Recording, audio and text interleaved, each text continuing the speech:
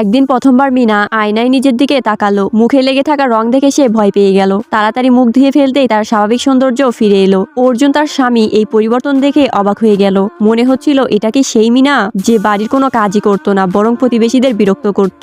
আসলে আধুনিক সময়ে মিনা ছিল একজন সফল ফ্যাশন ডিজাইনার, যার প্রতিভার জন্য সে পুরস্কার পেয়েছিল। কিন্তু উদযাপন করতে করতেই হঠাৎ সে এক অজানা দুনিয়ার সময়ে চলে আসে। সামনে দাঁড়ানো অর্জুনকে দেখে সে কিছুই বুঝতে পারছিল না। হঠাৎ স্মৃতি ফিরে আসতেই সে বুঝলো সে সময় ভ্রমণ করছে।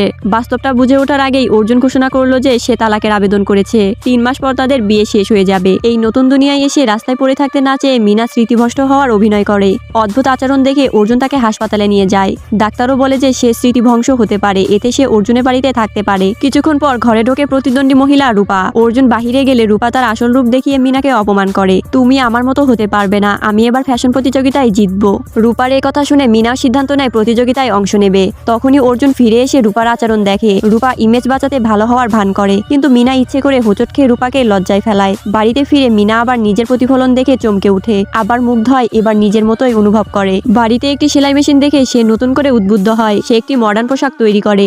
বাহিরে বেরিয়ে সে একটি অজ্ঞান মহিলাকে পড়ে থাকতে দেখে এবং ছুটে গিয়ে সাহায্য করে। কিন্তু পুরনো মিনার বদনামের কারণে লোকজন তাকে নাটক করার অভিযোগ করে। ঠিক তখন অর্জুন আসে। অজ্ঞান মহিলা জ্ঞান ফিরেই বলে, আমাকে বাঁচিয়েছে এই মেয়েটাই। সবাই সঙ্গে সঙ্গে মিনার প্রশংসা করতে থাকে। বাড়ি ফিরে অর্জুন জানতে চায়, তুমি সিপিআর শিখলে কোথায়? কিন্তু অর্জুন জ্যাকেট খুলতেই মিনা ভয়ে তার বুকে ঢলে পড়ে। পরবর্তীতে তারা দুজনে কাকতালীয়ভাবে ফ্যাশন প্রতিযোগিতার লোকেশন জেনে যায় এবং প্রস্তুতি শুরু করে। অর্জুন বলে, আমি বিচারক মণ্ডলীর সদস্য, তোমাকে নিজের কাজ নিজেই করতে হবে। প্রতিযোগিতার দিন মিনা ঠিক বিচারকদের তালিকা ঘোষণার সময় পৌঁছায়। সে নিজের স্কেচ জমা দেয়, কিন্তু রূপা অভিযোগ তোলে সে আমার স্কেচ চুরি করেছে।